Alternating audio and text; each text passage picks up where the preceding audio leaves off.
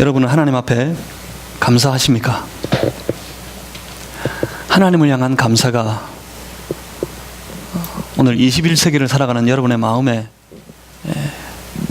얼마나 크게, 얼마나 소중하게 여러분의 입술로 고백되어집니까? 오늘 맥주 감사 주일을 맞아서 하나님 앞에 진정한 감사함으로 나아가 예배드리는 그런 성도들이 되시기를 주님의 이름으로 소망합니다. 은혜의 역사가 넘치는 곳에 감사가 있습니다. 맥주 감사 주일이라 그러니까 별로 감동이 없습니다. 별로 느껴지는 바도 없고요. 대략 맥주라 하기에 한자를 잘 아는 우리들에게 보리추수에 대한 감사의 절기인가 보다 추측하는 마음뿐입니다. 그래서 그럴까요? 보리추수를 하지 않는 우리 도시의 예배자들에게 이 보리추수를 감사하는 이 절기는 특별히 그렇게 크게 다가오지 않습니다. 맥주 감사 주일을 하나님 앞에 지키고 예배드리는 여러분, 그럼 여러분은 무엇에 대해 감사하십니까? 우리는 무엇을 감사할 수 있습니까? 맥추절을 지키라고 정확하게 말씀하고 있는 성경이 딱 한 군데 있습니다. 다른 곳에서는 이 맥추절의 다른 이름으로 이 맥추절을 말씀하시고 있기 때문에 그렇습니다. 출애굽기 23장 16절이 유일하게 그리고 정확하게 맥추절이라는 단어가 등장하는 곳입니다. 맥추절은 또 다른 말로는 맥추절이 6월절을 지나고 6월절을 제 7주 동안을 지나고 그 다음 50일째 지키는 절기였기 때문에 이 맥추절을 다르게는 77절이라고 부릅니다. 그리고 6월절 7주를 지난 50일 만에 드리는 제사 지키는 절기라고 해서 오순절이라고도 부릅니다. 오순절은 우리 신약교회 성도들에게도 아주 익숙합니다. 맥추절은 익숙하지 않지만 오순절은 익숙합니다. 왜냐하면 오순절에 성령이 강림하셨기 때문에 그렇습니다. 그렇지만 구약의 때 하나님께서 유대 백성들에게 3대 절기로서 맥추절을 지키라고 하실 때에는 성령 강림을 의미하신 것은 아니었습니다. 출애굽기 23장 15절 이하에 3대 절기가 선포되어지는데 그 중에 하나가 맥추절이었습니다. 그 맥추절을 지킬 것이라고 지켜야 한다고 명령하시면서 말씀하시기를 맥추절을 지키라. 이는 내가 수고하여 밭에 뿌린 것의 첫 열매를 거둠이니라. 수고하여 밭에 뿌린 곡식의 첫 번째 수확을 들고서 하나님 앞에 감사한 마음으로 나아가서 제사 드렸던 절기가 바로 맥추절이었습니다. 그러니까 모든 뿌린 곡식들의 첫 번째 수확입니다. 가장 첫 번째 것. 유대 백성들이 지키는 모든 절기는 결국 의미하는 바가 그것입니다. 처음부터 시작해서 첫 열매도 그리고 마지막 열매까지도 처음부터 끝까지가 하나님의 은혜였습니다 하는 고백으로 그들은 절기를 지키고 제사를 드렸던 겁니다. 그냥 주어지는 열매는 아니었습니다. 첫 번째 그 수확이. 그 첫 수확에 대한 감사로서 그들이 나와서 제사를 드릴 때 그 전에 내가 수고하여 밭에 뿌린 것에 대한 첫 열매였다고 말씀하시는 것으로 볼 때 그들은 뿌린 적이 있었습니다. 무엇을요? 씨를 뿌린 적이 있었습니다. 그것도 수고해서 뿌린 적이 있었습니다. 그렇습니다. 수고하여 밭에 뿌려야 했습니다. 출애굽기 배경이 애굽에서 탈출하고 난 이후에 가나안에 들어가기 전에 이스라엘 백성들에게 선포하신 하나님의 말씀, 그 안에 또 율법도 담겨 있는 말씀인데, 그러고 보면 하나님께서 그들에게 명령하시는 것, 그들에게 당부하시는 것은 그것이었습니다. 약속하신 땅, 저 젖과 꿀이 흐르는 땅, 그 가나안 땅에 들어가서 피땀을 흘려서 곡식을 뿌리고 수확을 거두게 되면 이곳에 정착하게 하시고 이곳에 농사를 짓게 하시고 이곳에 열매를 거두게 하신 분이 하나님이신 것을 분명히 기억하고 그 하나님 앞에 감사의 제사를 드리라고 하나님께서 말씀하셨던 것이었습니다. 그들은 씨앗을 뿌리고 난 다음에 그 씨앗이 잘 자라기를 하나님 앞에 기도해야만 했습니다. 씨앗을 뿌리고 난 이후에 첫 번째 수확을 거두어 드리기 전까지 그들은 하나님께서 도와주시기를 기대하면서 하루하루를 지내야만 했습니다. 드디어 첫 번째 수확을 거두었을 때 그들은 돌아보았습니다. 하나님께서 우리를 지키셨고 하나님께서 우리를 도우셨고 하나님께서 우리에게 열매를 거두게 하셨구나. 그래서 그들은 하나님 앞에 나와서 제사로 주께 올려드릴 때 그들은 그의 마음을 담았습니다. 하나님 감사합니다. 모든 것이 하나님의 은혜였습니다. 이런 감사가 오늘 우리 안에 깨어나야 합니다. 언제나 우리의 삶엔 우리는 모든 것들에 대해서 그것이 하나님의 은혜인 줄 알고 감사하는 그런 성도가 되시길 주님의 이름으로 축복합니다. 그런데 그 감사에는 전제가 있습니다. 은혜의 시작이 수고하여 뿌린 씨앗이라고 할 때 그 씨앗을 뿌리고 난 이후에 주의 백성들이 기대하는 바가 있었을 텐데 그것이 무엇이었겠습니까? 유대인들은 농사를 잘 짓지 못합니다. 원래 농사를 잘 짓지 못했습니다. 씨앗을 뿌리고 난 이후 열매를 거두기까지 그들에게 기대하는 것은 딱 하나 있었습니다. 그들은 압니다. 자기들의 기술로 하는 것이 아니라는 사실을. 그들은 압니다. 그 노력만 가지고 되는 것도 아니라는 사실을. 그들이 기대하는 것이 딱 하나 있었을 겁니다. 그건 하나님의 도우심. 하나님의 도우심을 기대하면서 매일같이 주의 거룩한 백성들은 하나님 앞에 기도했을 겁니다. 은혜가 뭡니까? 은혜는 하나님의 도우심을 간절히 기대하면서 주께 나오는 주의 백성들에게 그 기대를 따라 하나님께서 도와주셨을 때, 아니 때때로는 그 기대를 뛰어넘습니다. 우리가 기대한 것 그 이상으로 우리가 작은 이만큼을 기대했다면 하나님께서는 더 큰 것을 우리에게 넘치도록 도우시며 부어주셨을 때 그 하나님의 놀라운 도우심을 경험한 성도들은 그때 하나님 앞에 엎드려서 그것을 은혜라고 부릅니다. 이것이 하나님의 은혜였습니다. 첫 수확에 대한 감사, 그것은 은혜에 대한 고백이었습니다. 무엇을 감사한다고요?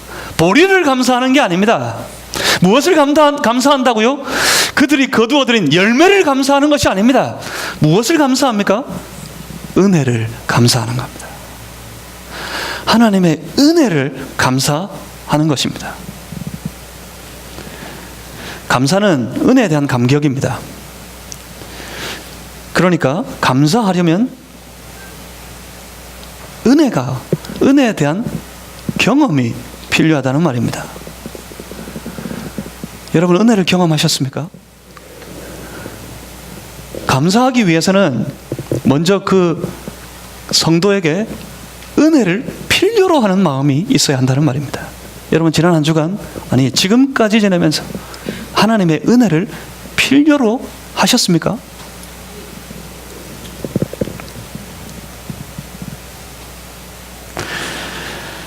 은혜를 필요로 하는 삶을 살아가야 합니다. 그리고 그 은혜를 누리는 삶을 살아갈 수 있어야 합니다.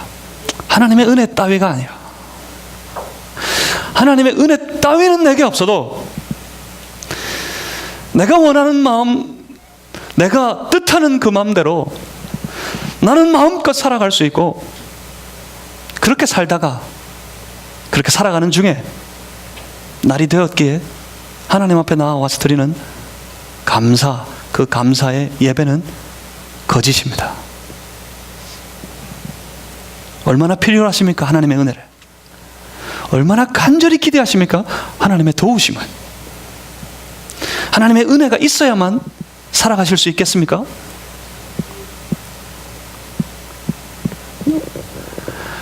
오늘 우리는 하나님의 은혜를 그 무엇보다도 필요로 여겼던, 하나님의 은혜가 있어야지만 내가 살아갈 수 있습니다 고백했던 한 여인을 만나게 됩니다. 성경에서 가장 기막힌 은혜를 노래하는 말씀 중에 하나가 바로 룻기서입니다.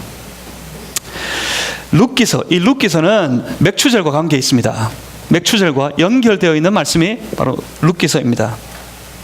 왜냐하면 유대인들이 절기를 지킬 때, 절기 때마다 하나님 앞에 제사를 드릴 때마다 하나님의 말씀, 성경을 읽었었는데, 특별히 맥추절, 이 오순절, 그 절기에 제사를 드릴 때에는 언제부턴가 그들이 함께 모여서 이 룻기서의 말씀을 온 공동체가 함께 나누어 읽었습니다.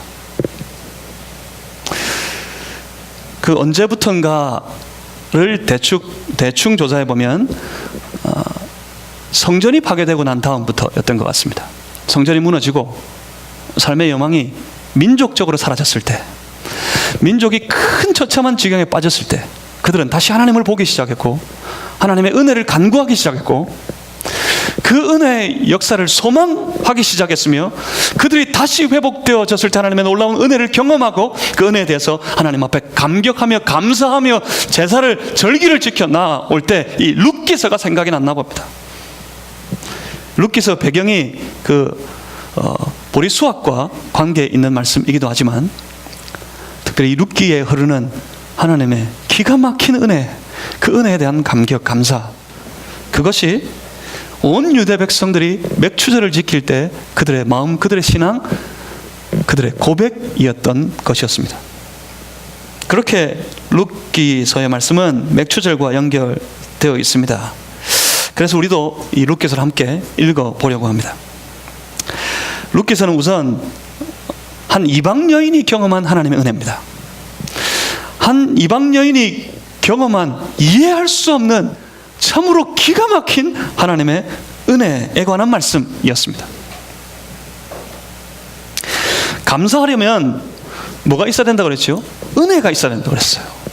은혜를 필요로 하고, 은혜를 경험하고, 그 은혜를 붙잡고 은혜를 가지고 나와서 하나님 앞에 은혜에 대한 감격으로 올려드리는 것이 감사라고 했습니다.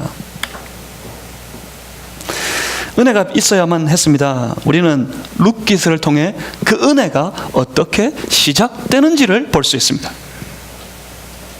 룻기서의 배경은 대충 그렇습니다.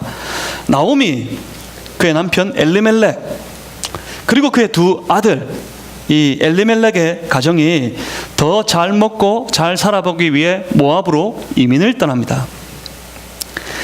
그런데 그곳에서 엘리멜렉이 죽었습니다. 그러니까 나오미가 남편을 잃어버렸다는 말입니다. 남편 잃고 나면 그 아내는 누구 보고 살까요?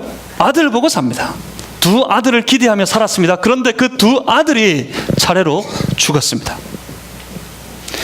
잘 살아보겠다고 왔는데, 그런데 그곳에서 잘 살기는커녕 이제는 더 이상 살아갈 모든 소망이 사라져버리고 말았습니다. 그런데 엎친 데 덮친 격입니다. 그 모압 땅에 큰 기근이 찾아왔던 것 같습니다.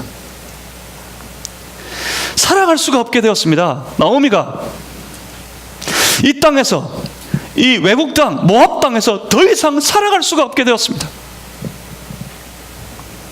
그때 나오미는 그의 떠나온 고향 땅 유대 베들레헴에는 곡식이 있다 하는 소식을 들었습니다.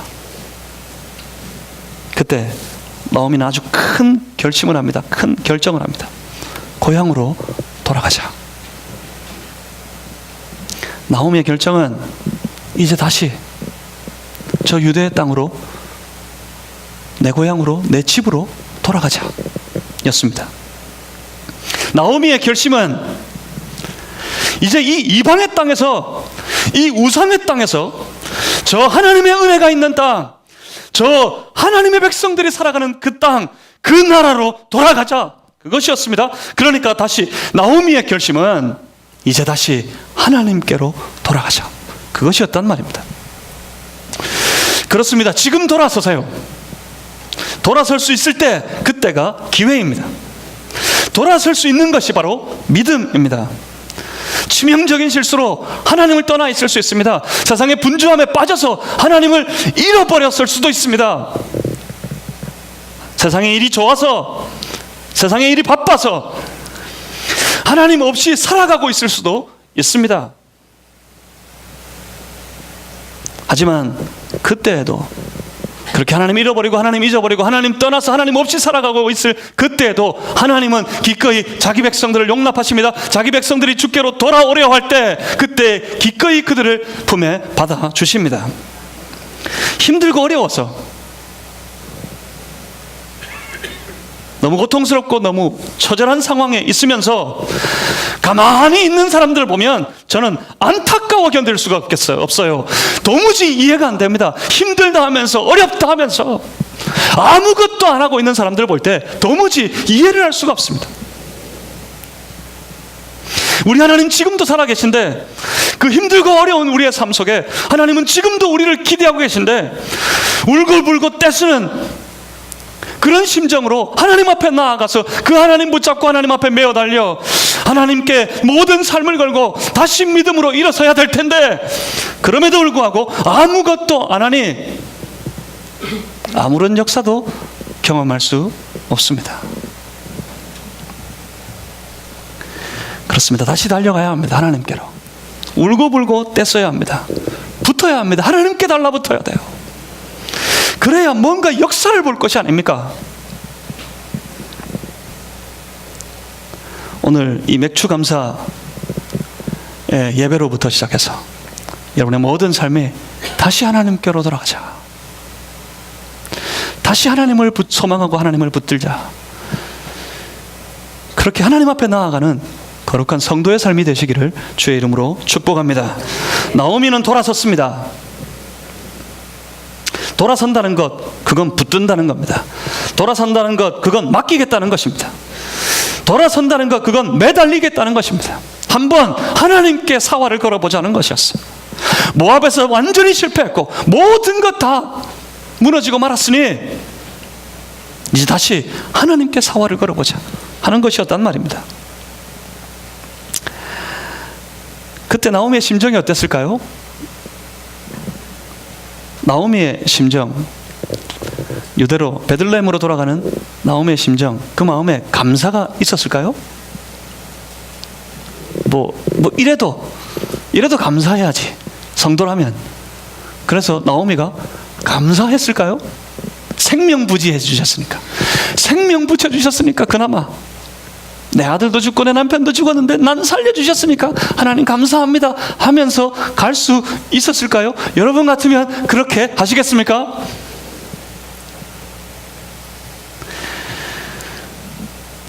모든 것 실패한 것 같고 살아갈 여망이 없어 돌아오는 그녀의 심정은 감사와는 거리가 멀었을 겁니다.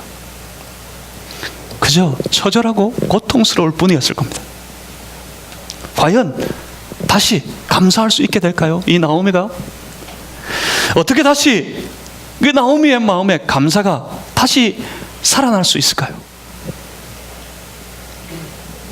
그런데 고향으로 돌아오는 이 기막힌 나오미, 그 나오미 곁에는 더 기가 막힌 한 여인이 있습니다. 나오미보다 더 처참한 한 여인이 있습니다.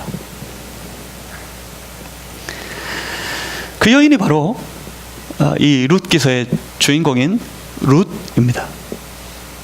나오미는 유대인이었어요. 나오미는 유대인이었기에, 그가 하나님을 알았기에 하나님의 백성들의 땅 유대로 돌아가겠다는 결심이 어쩌면 이해가 가기도 합니다. 하지만 룻은 유대인이 아닙니다. 룻은 모압의 여인입니다. 이 모압의 여인이, 모압에서 나서 모압에서 자라고 있는 이 한 여인이 더 행복해지고 싶어서 더 행복해질 수 있을 것 같아서 한 외국인과 결혼을 했습니다. 외국인과 결혼할 때에는 더 잘 살아보겠다는 더 큰 욕심이 있었기 때문에 그랬을 거예요. 그런데 그 남편이 죽고 말았습니다. 이제 더 어떻게 살 수 있을까? 어쩌면 나오미보다 더 기막힌 상황에 처한 이가 바로 룻이었을 겁니다. 그런데 이 룻이 나오미와 함께 유대로 가려고 합니다. 왜 이 길을 가는 걸까? 룻은 도대체 과연 룻이 나오미와 함께 유대 베들레헴으로 갈 때 그가 기대했던 것은 무엇이었을까요? 어머니를 따라서 유대로 가면 그곳에서 잘 먹고 잘 살 수 있겠지, 그런 걸 기대했을까요? 아니면 나오미 시어머니, 출가는 외인이니까 이제 내가 죽어도 이 집에서 죽어야지. 뭐죠? 귀신이 돼도 누구 귀신이, 어디 귀신이 돼야 된다고? 이 집, 엘리멜렉의 집안, 이 집 귀신이 돼야지 싶어서 정조를 지키려고 나오미 곁을 떠나지 않는 걸까요? 아니면 시어머니 나오미가 마치 친정엄마 같아가지고 이 나오미에 대한 사랑이 너무 애틋해서 끝까지 나오미 지키려고, 나오미 복양하려고 나오미와 함께 가려는 것이었을까요? 어머니 따라 유대 가서 좀 더 편하게, 좀 더 잘 먹고 좀 더 잘 살아봐야지, 그런 기대를 가지고 룻이 나오미와 함께 유대로 가려는 걸까요? 나오미가 알고 있습니다. 지금 유대로 가는 이 길이, 자기가 다시 고향으로 돌아가는 이 길이 결코 안전한 길이 아니라는 사실을, 가서 좋아질 보장이 전혀 없다는 사실을 나오미는 압니다. 그래서 나오미는 돌아가라 그랬어요. 두 자부에게. 모압의 땅, 너희 집으로 돌아가라. 너희가 섬기는 그 신들에게로 돌아가라. 그렇습니다. 그때 오르바는 집으로 돌아갔습니다. 룻에게도 강권했습니다. 너도 돌아가라. 저 오르바를 봐라. 오르바처럼 너도 가라. 너도 여기서 남아서 여기서 먹고 여기서 살 수 있어야 되지 않겠느냐. 돌아가라 강권했습니다. 그런데 이때 룻은 당황합니다. 그 유명한 룻의 결단을 우리는 읽어볼 수 있습니다. 오늘 본문 16절 17절을 한번 찾아보십시오. 룻기 1장 16절과 17절. 여러분 잘 아시죠? 룻의 아주 단호한 결심이 이 말씀에 담겨져 있습니다. 우리 같이 한 이방의 여인, 모압의 여인이 유대 땅으로 가면서 그 시어머니 나오미 앞에 자기의 결심을 고백하는 이 유명한 말씀을 같이 한번 읽어보겠습니다. 16절 17절 함께 읽습니다.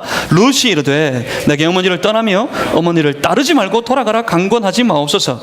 어머니께서 가시는 곳에 나도 가고 어머니께서 머무시는 곳에서 나도 머물겠나이다. 어머니의 백성이 나의 백성이 되고 어머니의 하나님이 나의 하나님이 되시리니 어머니께서 죽으시는 곳에서 나도 죽고 거기 묻힐 것이라. 만일 내가 죽는 일 외에 어머니를 떠나면 여호와께서 내게 벌을 내리시고 더 내리시기를 원하나이다 하는지라. 룻의 결정은 이처럼 아주 단호했습니다. 한사코 함께, 나오미와 함께, 그 어머니와 함께 유대로 가겠답니다. 이방 여인입니다. 이 이방인이 저 유대인들의 땅으로 가겠답니다. 그 길이 안전하지 않다는 사실을 나오미만 아는 것이 아니라 룻도 알고 있습니다. 어쩌면 룻은 이 길 끝에서 죽을지도 모른다는 생각을 했던 것 같습니다. 17절 말씀에 이렇게 말씀하죠. 어머니께서 죽으시는 곳에서 나도 죽겠습니다. 나도 거기에 묻힐 겁니다. 무슨 말입니까? 죽기를 각오했습니다. 왜 그랬을까요? 이 이방의 여인이 왜 한사코 죽기를 각오하면서까지 유대 땅으로 가려는 걸까요? 그렇습니다. 여기에 문제가 있습니다. 여기에. 은혜의 역사는 여기에서부터 시작됩니다. 진정한 감사, 은혜의 경험이 있어서 은혜를 누려서 진정한 감사의 역사는 바로 여기에서 시작되는 거예요. 사실 룻기서는 나오미에 대한 말씀이 아닙니다. 나오미에 대한 그 신앙에 대한 축복, 그 말씀이 아닙니다. 룻기서는 한 이방 여인에 관한 말씀입니다. 한 이방 여인 룻에 대해서 하나님의 기막힌 은혜의 역사를 부어주셨을 때 성도가 하나님의 백성이 경험할 수 있는 하나님의 놀라운 은혜, 그 은혜에 관한 말씀이 바로 룻기서였습니다. 본문을 보면 이 이방 여인이 유대인인 시어머니와 함께 베들레헴 유대 땅으로 돌아가려는 이유 중에는 그 시어머니에 대한 정이 보이지 않습니다. 그 정 때문이 아니었습니다. 그렇다고 가서 잘 살 수 있을 것이라는 기대 때문도 아니었습니다. 놀랍게도 그 이유는 이 이방 여인에게 어느새 여호와 하나님에 대한 온전한 신앙, 완전한 신앙이 생겨 있었기 때문이었습니다. 이방 여인 룻이 하나님에 대한 신앙 때문에, 하나님 때문에 저 유대 땅으로 가겠다고 단호하게 결심했던 것이었습니다. 생각해보면 이 이방인 룻에게 신앙이 생긴 것, 그것은 그녀의 시어머니 나오미를 통해서 배운 것이었던 것 같습니다. 시어머니 되시는 여러분, 시어머니가 되실 여러분, 좋은 시어머니가 되시는 것은 그 며느리에게 신앙을 보여주는 그런 시어머니 되는 겁니다. 시어머니가 되는 여러분, 신앙 좋은 시어머니 되시기를 주님의 이름으로 축복합니다. 혹시 압니까? 여러분들 때문에 룻 같은 자부가 생길지. 룻은 봤습니다. 이방 땅에서 홀로 외롭게 삶의 여망이 사라졌을 때, 완전히 처참한 지경이 되었을 때, 그때 그곳에서 오직 하나님을 바라보고 하나님을 향해 신앙하는, 신앙을 지켜온 나오미를 그는 보았습니다. 그 나오미를 통해 그녀는 하나님의 놀라운 역사하심을, 하나님에 대한 기대하심을 보았습니다. 이방 여인이 하나님을 보게 됩니다. 드디어 그 마음속에 하나님을 향한 신앙이 생겼습니다. 시어머니 나오미를 통해 하나님을 들었고 하나님을 경험했고 하나님을 믿게 되었습니다. 어느새 그녀의 가슴 속에는 하나님을 향한 신앙이 가득 채워져 있었습니다. 이 연약한 여인이 이제 집으로 돌아가라, 너희 집으로, 저들의 신들에게로 돌아가라, 그렇게 강권하는 나오미 앞에서 이 연약한 한 이방 여인이 이렇게 외치게 됩니다. 16절에 이렇게, 16절 가운데 그 이유가 이렇게 숨겨져 있죠. 16절에 이렇게 말씀합니다. 어머니의 백성이 나의 백성이 될 것입니다. 무슨 말입니까? 어머니의 백성이 누구지요? 유대인들이에요. 어머니의 백성이 나의 백성이 될 겁니다. 그것이 무엇을 의미하는 겁니까? 나는 이제 더 이상 모압 사람 아닙니다. 나는 유대인이 될 것입니다. 무엇 때문에요? 하나님 때문에. 그렇게 고백합니다. 어머니의 하나님이 나의 하나님이 되실 것입니다. 그렇습니다. 이 절체절명의 위기의 순간에 룻은 먹고 살 길을 택했던 것이 아니었습니다. 비록 죽는 한이 있더라도, 죽을 지경이 되어도 나는 오직 은혜의 주인 대신 하나님을 따르겠다고 룻은 하나님을 선택했던 것입니다. 죽기를 각오하고 룻은 하나님을 선택했습니다. 여기에서 시작이었습니다. 바로 여기에서부터 나오미의 회복이, 그리고 룻의 삶의 회복이 시작되어졌습니다. 바로 이것이, 이 선택이, 이 결정이 나오미의 생애를 바꿨고 룻의 생애를 완전히, 그 집안을 완전히 바꾸어 버렸습니다. 여기 이 순간이 바로 나오미의 집에, 그리고 룻의 생애에 다시 하나님의 은혜가 회복되는 시작의 순간이었습니다. 그러니까 이 연약한 한 이방의 여인이 자신의 모든 삶을 하나님께 걸고 자신의 모든 생애를 하나님께 다 맡겨버렸더니 하나님께서 그 삶의, 그 생애에 은혜의 역사를 시작하셨더라 하는 말씀이 룻기서의 말씀이었다는 말입니다. 하나님의 은혜라는 것은 이런 거예요. 하나님의 은혜. 이방 땅에서 죽음의 상황의 처지에 빠져서 아무런 소망 없이 하나님 한 분만 바라보는 두 여자, 눈물 흘리면서 삶의 여망이 전혀 보이지 않지만, 저곳에 가면 죽을지도 모르지만 눈물 흘리며 하나님께 가겠다고 돌아오는 이 두 여인들에게 하나님께서 어느새 찾아오셔서 그들의 눈에 흐르는 눈물을 닦아주시고 그들의 삶을 다시 도우시고 그들의 삶을 다시 소망 가운데 일으켜 세우시고 하나님의 놀라운 은혜를 누리는 삶으로 회복시켜 주신 분이 바로 하나님이셨습니다. 그렇습니다. 하나님이 그들의 은혜였습니다. 하나님이 그들의 은혜의 시작이었고, 하나님이 그들의 은혜의 삶이었고, 하나님이 그들의 은혜의 열매였습니다. 그렇습니다. 하나님이 우리의 은혜입니다. 다른 것에 은혜가 있지 않습니다. 하나님이 우리의 은혜입니다.